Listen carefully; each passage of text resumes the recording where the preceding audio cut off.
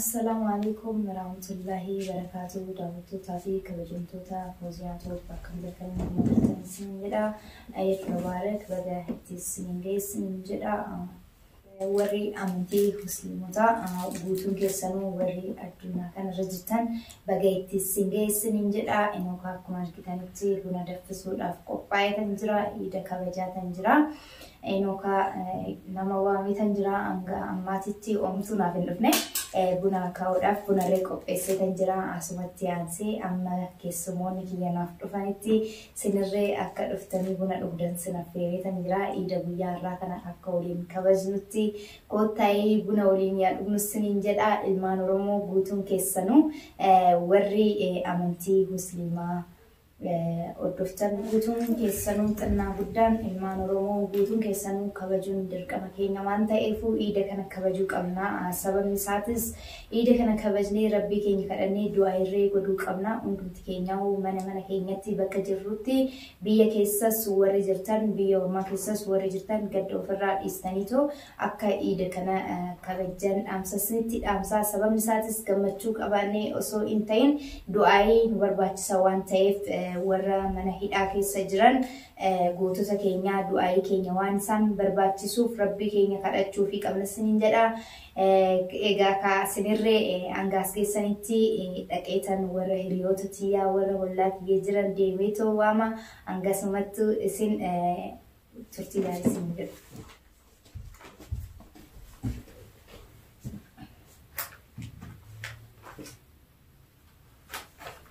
Egaa waamee dhufeetan jira sinirree akka nattinarree abdiin qabaa sinirraa tureetan jiranitti fakkaate asumaan tana jiranii kunoo sagaleen afnaanis dhagaamaati jira isiniin jedha meeqa warrin ani waame kun eenyu akka ta'an sarpiraayisiidha sinitti immoo kinoo dhuftee jirti sarpiraayis kottu heeran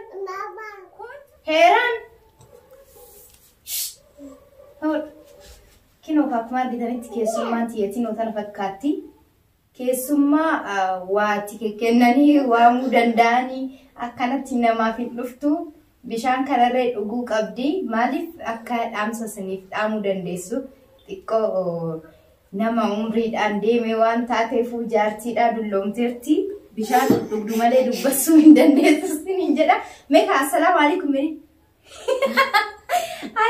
السلام عليكم جديد السلام عليكم جديد هيا السلام عليكم جديد ها ماما السلام عليكم قد كده كسمة عندي بسيس تجرا السلام عليكم جديد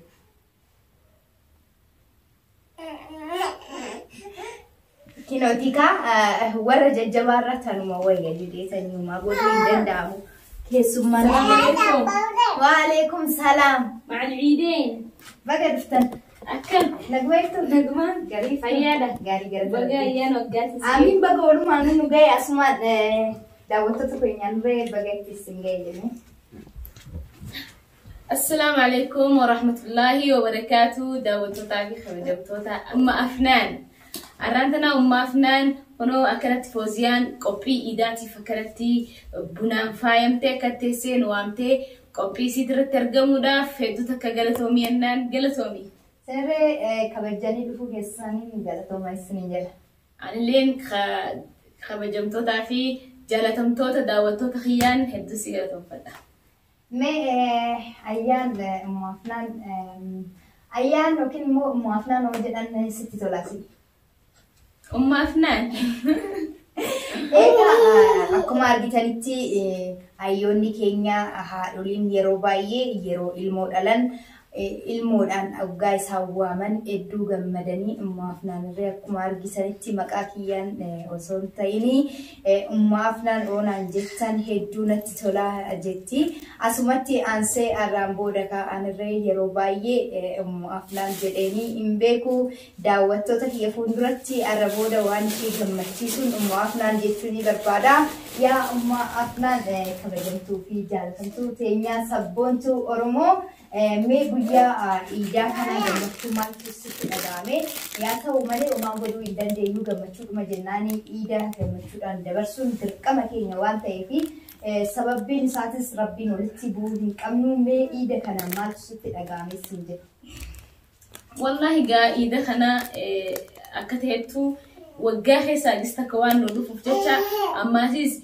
إني عرفة إذا حجيت لكن إذا عمت خنا جا حجين اللي نجراتو باتو عمت خنا حجين نجرتو كورونا في وانا داتين حجين وانو راك أو متجر فتشة ما نخيني خيسة تانية أكما حجتي دواي غدنو أكما حجتي سلانو سنتي نيات نياتي نياني أكسمت سلاني أكسمت سومني ويا خرنانيس أكسمتي قلبي دنيا وني هندي نيادا نياني دبرسنا الحمد لله رب العالمين كل واسقيني جرا قمتشو أداتين دقيمة قمتشو حس خينيوان هنك أبنيفيس تلك مجا قمتشو غروداف دواي غدا وهم داوغا والجنا أو فلان تتعفني قمنيتيس قمتشو تنيان دواي رجواتشو قمنا سنجا قمنيتيس تدقتشون قمنو قمتشو أداتين دقيمة حسابوغا وان إذا عرفات هي بجتة هولانس وان جروب جتة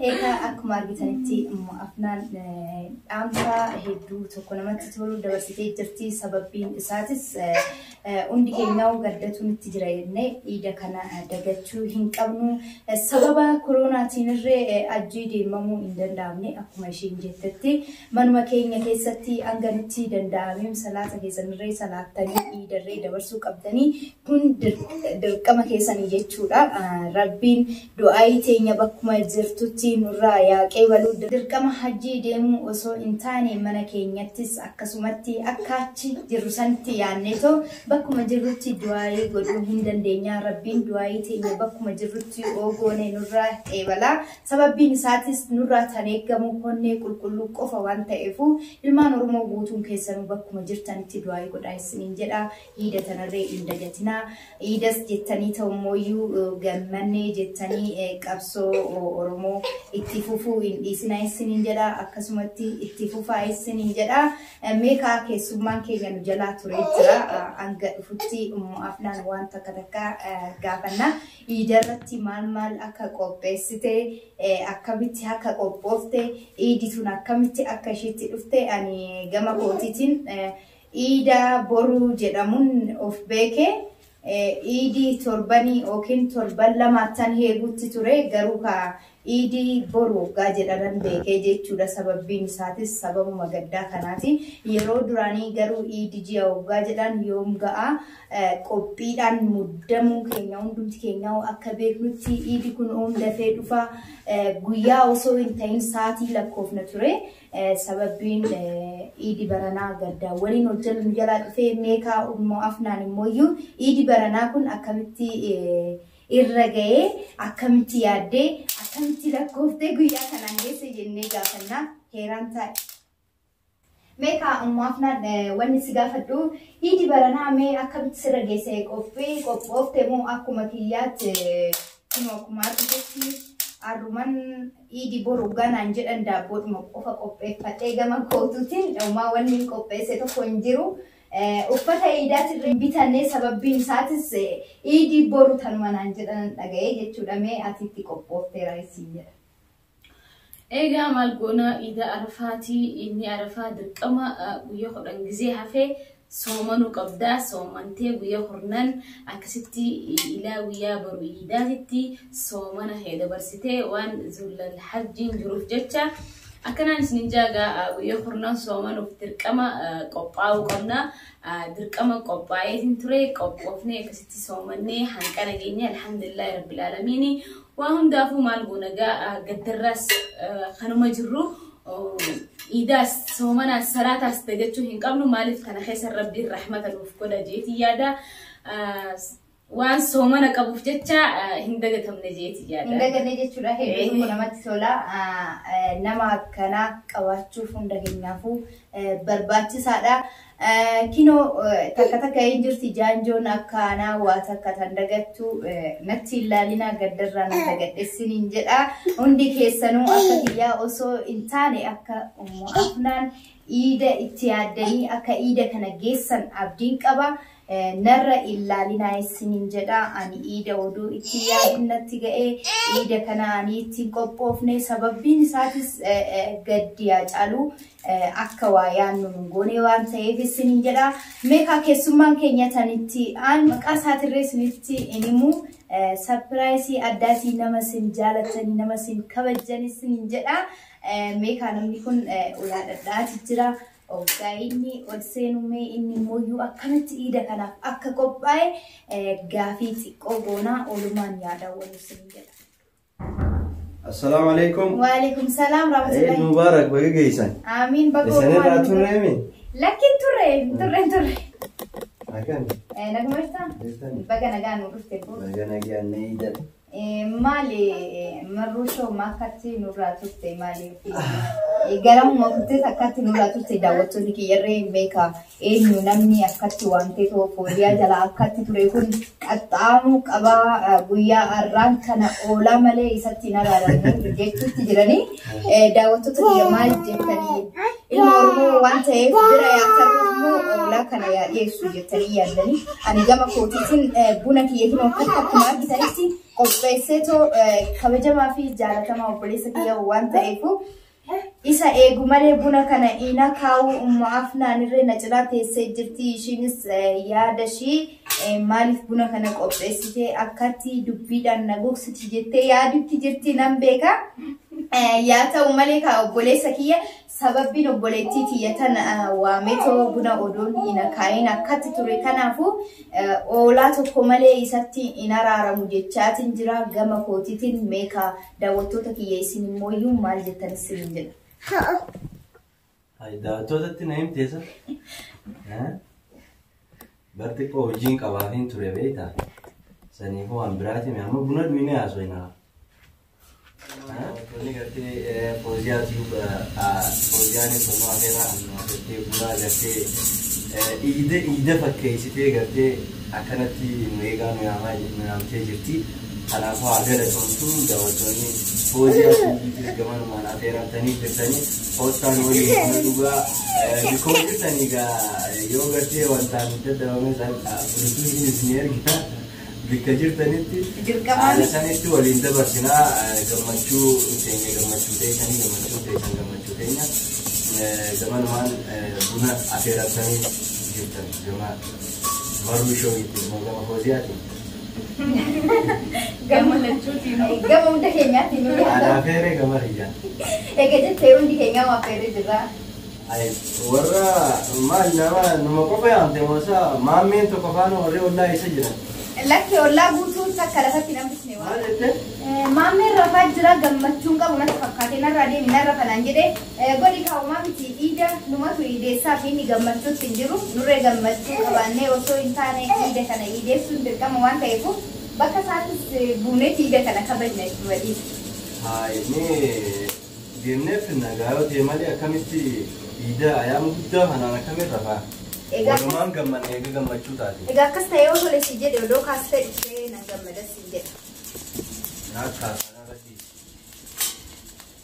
Hai, guyyaa ayyaana guddaa kanaan. Seenaa. Assalaamu alaikum. Waalaikum salaam. Eid Mubarak. Baga ittiin nu beekamte keenyaa. Baga ittiin.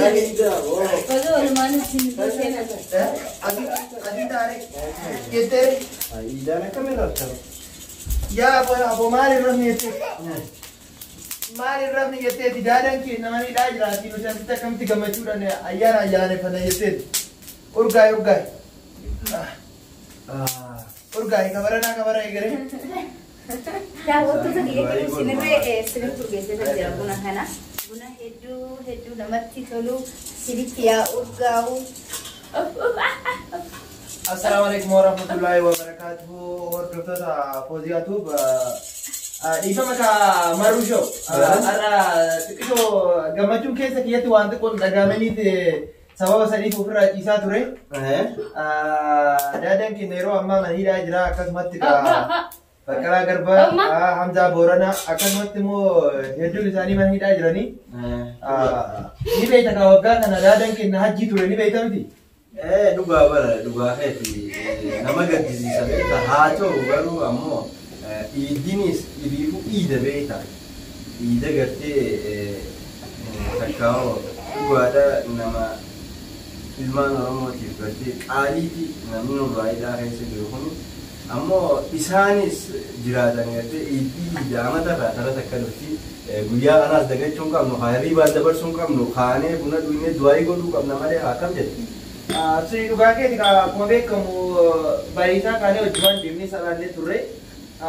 Achi booda waggaatti kennu guyyaa akka har'aa kana jira isatu mana masgiidas deemee achis salaatee miskiinota biras deemee uummata oromootiif immoo yaada tokko tokko ni dabarsa ture yaadni akkasii sun immoo waan dhabameen jecha anis deemee uffata maradhee ofirraa ciise malee gaddus sababa guyyaa har'aa guyyaa du'aayii godhanii isuma ofirraa dhabnaan yoo cinaan tokko bira jiraanne beek qaama kee fayyaatti argatu.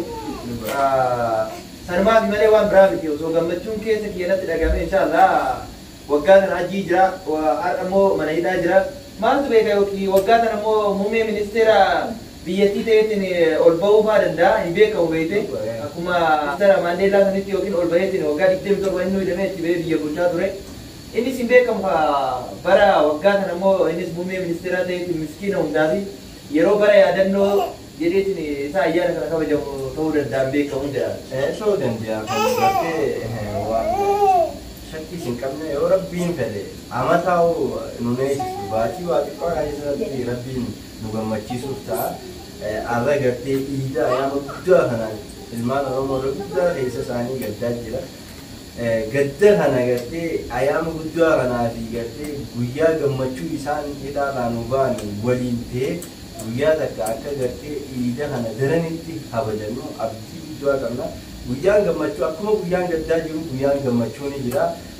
Ilmaan Oromoo abdiin murinaadha inshaallah du'aama godhaa bakka jirtanii du'aayii godhaa du'aayii jabaadhaa nama abdachuu haadhiif nama miti abdatan rabbi abdannee rabbi irratti du'aayii rabbi irra cinnee du'aayii haa godhannu. Abalummaaree nu godhaa dhiisnee gartee rabbitti haa cinnu yoo rabbi cinne milkiin isin dhufti waan rabbi biraa ta'e qeebaluun dirqama beekta kanaafuu rabbitti jechuudhaan jedhan. Hayi Marusho dhugaa keetti innis Jawaar gaafa biyya sanitti galeetiin dachee Oromiyaa sanirratti galu beeki ani uummata mootummaa Itoophiyaa osoo hin ta'in yookiin immoo paaspoortii biyya Ameerikaa osoo hin ta'in kan abdatee gale uummata kiyyaa fi rabbi tokkicha qofaa jedhee ture. Kanaaf uummanni inni abdatee fi rabbiin inni abdates akka mana hidhaatii sababa abdiin qabna. Kan biratti immoo inshallah asumaan jechuudha uummata musliimotaa hunda isaanis iyyuu warriin biyya keessa fi biyya alaa jirtan baga ayyaana guddaa kanaan isin ga'e jecha akkasumas warriin Oromoo taataniitiin amantaan keessanis kiristaanallee baga rabbiin wajjimaan guyyaa gammachuu kanaan nu ga'e akkasumas Oromoo waaqeffataatillee baga guyyaa gammachuu guyyaa musliimoonni itti gammadan kanaan isin ga'e jechaa jechuudha. Dhaamsi ani qabus kanumaa dhiifama narraa ta'a hanga kana dhiisutti sirribachiisuu biyyaa dhiifama narraa taatanii isin jedha. Maali ni beektaa waan takka malee waan takka namatti hin fidu baroota meeqa gartee Yuusuf nabiyyi rabbii mana hidhaa keessatti silaa rabbiin bar nabiyyi isaa bar mana hidhaa keessatti hiisisee gartee mana hidhaa keessatti hin tursiisu bar garuu nabiyyi isaa bara meeqa mana hidhaa keessa ka tursiisee waan gartee yeroo san keessatti inni hidhamuu gaarii ture rabbii waan khayrii takka malee sharrii namatti hin fidu inshaallah Jawaar Mohammadiis arraan tana odoo gartee hidhaa seenuu baate takkaa'oo hidhamuu baate ummanni tooftaa adda addaatiin shiraa adda addaatiin isaas galaafachuu malanii beekta hidhaan tun keessa seenuun khayrumaa fi rabbiin gartee waan khayrii malee waan sharrii waan hamtuu waan namatti hin finne jecha kanaafuu khayrumaa fi jaawaa khayrii jechuun kun gaariidha akkam jettanii dhugaa keetti beeki khayrii jechuun kun waan guddaadha. Maaliif waan hunduyyuu ka ta'u khayrii maafi osoo waan sharrii taate wanti kun hunduyyuu hin ta'u jechuudha. rabbiin umrii jawaar dheerasuuf immoo guyyama san iyyuu gaafa yeroo isaan dhufaniitiin isa qabuu dhufan san osoo jawaar eegdota isaa dhorkuu baatee sa'a sanitti jechuudha dhukaasa gidduu sanitti banameen yookiin waraanuma tokko keessaa namummaa ijatti tokkotti dhukaasee ajjeesuu danda'a. Battala isa ajjeesanitti immoo tasa osoo nama kaan walirratti dhukaasu ajjeesee jechuu danda'a beeksisa qabamatti garaagaruu danda'a jechuudha. Kanaaf immoo namni beeksisamuudhaan walirra caalu jechuun namticha amma paartii baaragee yookiin bilisiginnaa kana gartee isaa kanarra jechuudha jawaari fi inni walitti dhufanii jechuudha sammuudhaan ni kutee jechuudha jawaar bira naa baratee jedhanii ati gadi fageessi naa barate jechuun fageessee yaadaa jechuudha fageessee arga waan fidaa jira kan waan dhufaa jiru kan wantummaan sa'a san inni waraana itti erge boodigaardiyoon isaa sa'a sanitti nuti jawaariin dabarsinee hin kenninu yookiin poolisoonni oromiyaa isaa kana dabarsinee hin kenninu jedhee osoo sa'a san lola ka'uuman taate osoo inni immoo gidduu sanitti isin hiikkadha nu seeraa ol hin jirruuti nuti seera nu hundaafuu wal qixa seerri moonni nu godhu tokko hin jiru jedhee osoo inni yeroo san deemuu baateetiin boodigaardiyoon isaa kan dhukaasan taate gidduu sanitti battalumatti namummaa dhamaan tokko ajjeesuu danda'a jechuudha. Kanaaf sammuudhaan wal caalu jechuun immoo saba isaatiif yaadu jechuun immoo waan guddaadha. Maal isa qofa yeroo mana hidhaati jechuudha kara waajjira abbaa murtiis yoggaa dhiyeessan jechuudha. Namni beekni rakkataa dheeraa mana hidhaa keessatti arginee beeknas mana hidhaa akka inni ta'e jechuudha. Yoggaa sanitti achi baheetiin jedhu uummata isaa fuulduratti akka viidiyoo maranis waan beeku uummata isaa san hirrifachiisu jechuudha. Sanuu guyyatti yeroo fincaanii yeroo lama qofa sa'a itti kennameef. Sanirratti yoggaa san uummanni isaa yoggaa laalutti gammachuudhaan fuula isaa ibsee akka laal nama gammachuu keessa jirutti akka nama argaa gaariirra ciisaa jirutti kolfee sabni isaa akka jalaa rifanneef. Kan agarsiisu maayini sabni isaa akka qabsoo kanarraa duubatti hin deebine agarsiisa laal wanti ati guddaa yaadu qabu. Yoo ani fuula kiyya mataa gadi qabadheeti uummata kana jala kadeemu taate sabni kiyya na jalaa rifata na jalaa miidhama qabsoon an duraan itti laffa'etu na harkaa duuba deemtiidha. Jawaar Muhammad akkasitti fuula isaa ibsee Hamzaa Boorana akkasumas immoo Baqqalaa Garbaa yoggaa kanaa tutaatti jala hundaayyuu isaan akka nama biiroo isaanii deeman fakkaataniyyuu akka nama mana hidhaatti deemanii fakkaatan. Kana jechuun maali? Namni laala rabbii isa ofii duubatti abdatee jedhee waan tokko hin sodaatu jechuudha. Mataa gadi hin qabatu jechuudha. San malees namni haqa qabu haqni qal'atti malee hin jirtu ni beekamti kana. Kanaaf namni haqa qabu waan hin sodaatu mataa gadi hin qabatu maaliif haqa ofii sanii boonaa jechuudha. Akkasitti saba isaatti waan abdateef ni asirratti yaadni ati qabdu maaltu jira? Yaadni ani qabu kanatti fakkaata waan isaan haqa qabaniifi. Rabbiis immoo keerii as jettu san waan keerii ta'eef hidhame malee jawaan osoo keerii ta'uu baate akka carraa ta'e akkuma isin jedhe kana guyyaa san galaafatamuu danda'a. Akkuma ijjateen qaroo tokko dhabnetti akkuma acaaruu dhabnetti jechuu isas dhabuu dandeenya. Kanaaf keerii maatii kun immoo rabbiin beeki balaa buuseetiin kaa waa jala buusa. Kanaaf kana natti fakkaate keeriin sun. Dhugaadha khayrumaa fi akkumaan dura jee gartee khayriin gartee nabiyyi rabbii hiitee juwar gartee hidhaa dhorkitu hin jirtu rabbiin gartee seenaa tana keessatti waa hojjechuu fi dhugaadha akkuma ati jettee namoota hin beekne hin galaafatamuu yoo battala sanitti illee ta'uu baate haala hin mijoonne haala gartee hin taaneen isa galaafachuu ni malan jechuudha. Kanaafuu rabbiin tana jidduu hanqasuu gartee bikka gartee yoo gartee ammaan tana yoo tuqamee ammaan tana waatees bikka nuti beeknu abaluu harka jira beeytiimi ilmaan oromootii fi addunyaan hundi abaluu harka jira beeyti garuu isaa deemu yoo tokko dhufee dhehe gartee akkanumatti nama maarree hin beekamneen du'ee jaanii dabarsanii kanaafuu gartee wanni harka uummata kanaa galcheef rabbiin isaan bira jiraachuu gartee sabni quba qabaachuun waan guddaa yoo gartee amma qeensi takka irraa cabe namni komatamu ni qabnaa jechuudha eenyuu haa isatti kanaafuu rabbiin waan khayrii takka dalageen jaa dhugaadha akkasiiti inshaallah oromoon gartee addunyaa irra jirtan hundinuu du'aa itti nu jabaadhaadha nutis du'aa itti jabaannaa bikka jirru du'aa'umaan gartee wal quba qabaannaa gartee hamileen isin hin cabiniin jaa gamanumaanii iida keessanis iida barakaa iida milkii iida riskii iida gartee gammachuu waan yaaddan hundatti harkattan isin haa godhu amiin inshaallah. Okay ka xumureetiin ka gara fooziyaatti achi dabarsinaati. Mee ati Oromoodhaaf wanni ati asirratti dhaamtu mee maaltu jira? Oromoo musliimaa kiristaanaa waaqeffataa fi akkasumatti jechuudha warreen amantaa biraas qaban ni jiran na fakkaate. Kanaaf mee walumaa galatti Oromoodhaaf wanni ati dhaamtu mee maaltu jira? Walaa gartee haasawaniif gartee maarreen guunnee itti beektii Oromoon gisee maamaatu Kanaafuu an Oromoodhaaf hedduullee haasoo otoo hin ta'in jecha takka bichaadhaan tokkummaa kan jiru gartee Oromoof tokkummaa qofa yoo tokkoome Oromoon addunyaa tana bulchuu dandeenya. Addunyaa tana waan barbaade gartee arkachuu dandeenya. Kanaafuu gabrummaan Oromoo irra jirtu gartee gabrummaa xiqqaa miti. Gabrummaan Oromoo irra jirtu deebii ammaas gabrummaan hamtuun gartee nuti addaanuu qoqqoodamoo kana gabrummaan tokkummaadha. Tokkummaa gartee wallistoonni samma dura wallisaa turanii waa'ee tokkummaa kana Oromoodhaaf gartee tokkummaan baatii muraasa amatoota muraasa dabarsine kana keessa hanqa tokkoomne kana keessatti TPLF gartee addunyaan gartee mootummaa addunyaan sodaatu ka Afrikaan gartee akka Afrikaatti waraanaan takkaffaadha jaamee eegamu Oromoon gartee basaasa takkaan malee dhakaa takkaan malee mirga isaa falmachuu qofaan madaafaa fi taankii fi xayyaaraa fi helikooftara dura dhaabbatee jiise tokkummaan kana gartee kanaafuu tokkummaan ilmaan Oromoo barbaachisaadha. Ilmaan Oromootiin kaniin daamuuf hangama kiyyaanii tokkummaadha tokkoomaadha. Okay, galatoon egaa akkuma Oromoon jettu ka jirbiin wal geessitiin arbaitii jedhanii jire. Kanaaf ka anis wanni asirratti gabaabamatti dhaamu fi barbaadu Oromoon nuti jechuudha. Nuti Oromummaa keenya qofaan of beekna malee amantiin akka ka dhuunfaa ta'es hundi keessanuu nu beektanii. Amantii jechuun ka dhuunfaa isaatii kan laphee isaa keessatti rabbii isa uume yookiin waaqa gurraacha waaqa isa uumetti nama amanuu jechuudha. Kanaafuu nuti amantiidhaan kutaadhaan gandaan kanaan osoo wal qoqqooduun ta'initti tokkummaa keenya jabeessinee akkuma jirbii wal geettee arbaa hiitii jedhan sanitti Oromummaa keenya qofaa wal geenye jechuudha. Dhiini keenya yoo nuuraan ka barreessu waan ta'eef kanaaf wal geenyetiin tokkummaa keenya mootummaa gabroonfataa kana yeroo muraasa keessatti akka ofirraa buufnetiin warreen akka Jawaar Mohammad akkasumatti jechuudha warreen mana hidhaa keessa jiran hunda isaatu akka yeroo muraasa keessatti dukkana keessaa Jawaar isin dukkana keessaa isin baase isallee deebistanii akka dukkana keessaa isa baasan jechuudha. Jawaar guyyaa har'aa kana wanti akkanaa kun isaan hin malu jechuudha. Maaliifuu Oromoo waggaa dheeraa dukkana jala turte dukkana keessaa isaan baase har'a immoo ofii isaatii deebi'eetiin mana dukkanaa keessatti yoo hidhamu baay'ee nama gaddisiisa. Keessattuu mootummaa amma yeroo ammaa kana bulchaa jiru.